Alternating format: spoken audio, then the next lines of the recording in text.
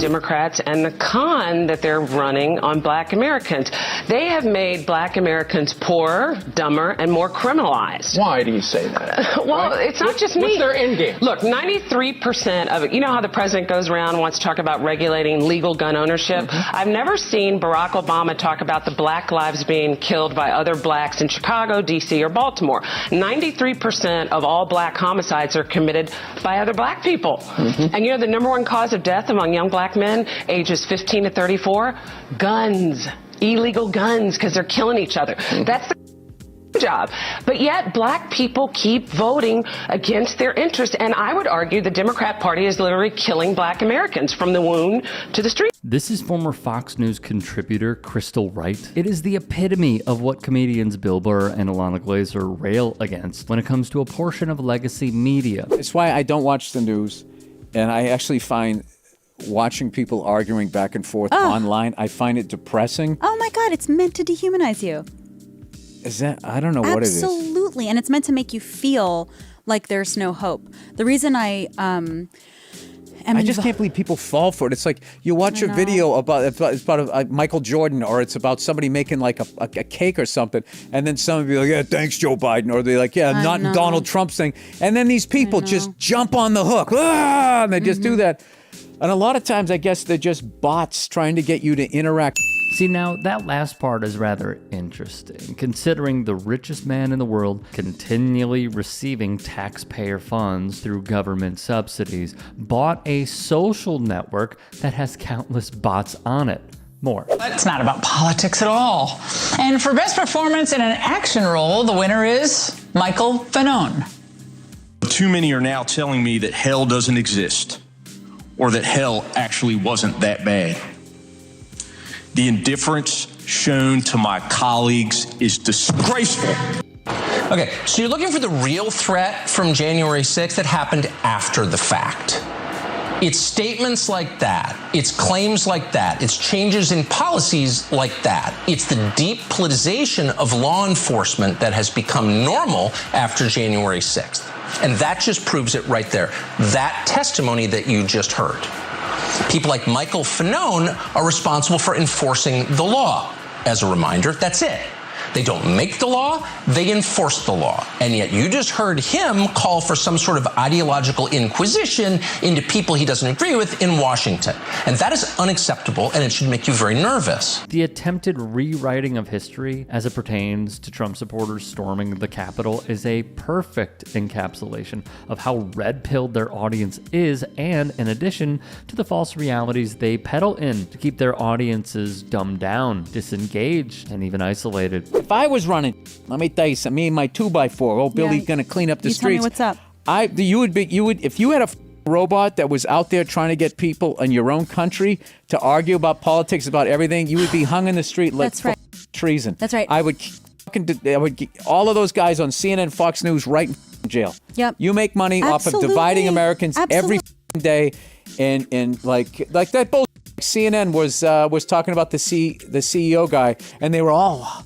The reactions, and people are not into this stuff. It's like they didn't know that. Right. And now the only reason why they're talking about it is because everybody's talking about it, and they're just using it to get views and make some fucking money.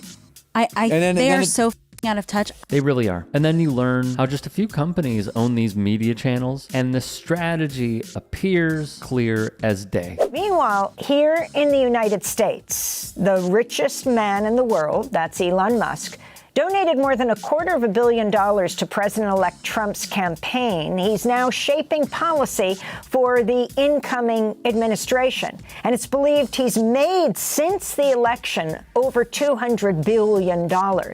Musk attended a New Year's Eve gala at Mar-a-Lago alongside Trump and has joined him on a number of calls with foreign leaders. Musk will co-head Trump's so-called Department of Government Efficiency, or DOGE. Last month, Musk played a key role in pushing Republican lawmakers to kill a short-term government spending deal at the last minute.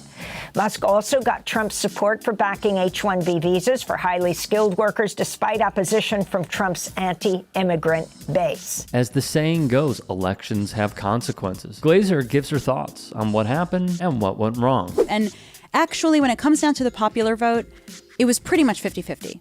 By the final count, it was like off by 2 million. That's like pretty much 50-50. I didn't even watch it.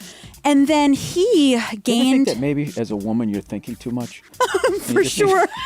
For sure. I need to be... Missy, just leave those big problems for men. I need to submit and calm down. I agree, but I can't stop thinking. And I'm also a masculine woman, so I do just have those wheels turning, and I'm doing all those calculations. He gained 3 million followers. Okay, voters. The guy who won the election. Listen. But Democrats lost 8 million. And I think it's because people were so dehumanized seeing all this murder and harm. That's because they had Mr. Magoo in office. I thought that was the big problem. At the last second. That too.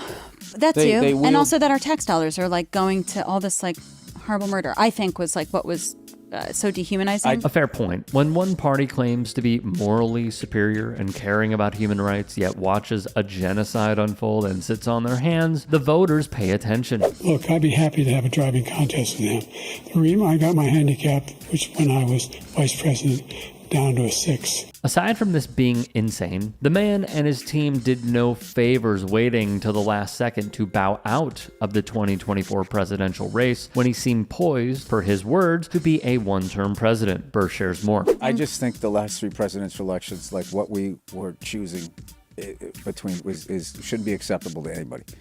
It should not be acceptable. It's a joke. It's the money joke. In politics. You got a guy who starts a sentence, and by the time he gets to the end of it, he can't remember what he said in the beginning.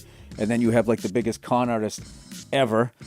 And, what about liberals? The last 3 elections, they didn't let you pick who you were voting for. That's right. Bernie Sanders 2 times in a row. They're like, no, you. Here's the company, man. And then they stick with Mr. Magoo until like 3-4 months out. I don't know. These are all valid criticisms once more, though Burr leaves out a few things. First, yes, Bernie Sanders was screwed over twice, and he would have won in 2 landslides. The RNC and DNC are putting up candidates who will protect corporate interests and not go against the status quo, which tends to lean further and further right as we go through history. Sanders invoked fear in the billionaire class, and they destroyed his candidacy over and over again. Indeed, it is laughable that 2 geriatrics went up for POTUS until the final hour, but it was by design. The college football playoff, which recently expanded to 12 teams, resumes tonight. And unprecedented money is pouring in. Yes, it is. Allow Burr to explain. I choose to live a small life now. That's all I do. I try to go to mom and pop places, try to stay out of the box stores. I don't want, and I've gotten to the point, not only do I not watch politics anymore, I'm starting to pull back from sports. Because now they're all involved in just like, we're entertainment leagues. You can pay college players. And now I saw some billionaire going this is a tremendous opportunity. Like these college teams are going to be for sale. It's just like, do you have to own everything? I know. Do you have to own everything? Why can't you just, and then what? If they're going to move Alabama to Memphis, if they don't give them a new stadium like they do at a pro level, it's like, you can't get away. That's what I hate is you cannot, like, where is my escape from all of this Like, I'm watching, like, the World Series, and in the middle of it, they have this stand up for cancer, and everybody stands up sad, holding these signs, and everybody knows somebody that dies of cancer, but nobody brings up that our food supply is totally poison. And then if you sit there going, like, can I just watch a baseball game without being reminded that corporations are killing their own countrymen? And nobody's going to do or say anything about it. But if you stand at a baseball game with tears in your eyes, like the Indian with the pollution when I was a kid, which they also did nothing about, like I'm supposed to somehow feel better. It's annoying. So, hey, I appreciate you watching. Now, if you can, please do become a channel member by going to youtube.com/TYT Sports and clicking the join button. If that's too much for you, you can just go to tyt.com/join to become a member. It helps all of us out here at the Young Turks and keeps our network afloat. In addition, you could follow me on my socials on Twitter, Instagram, and TikTok. Appreciate the love. Have a great day.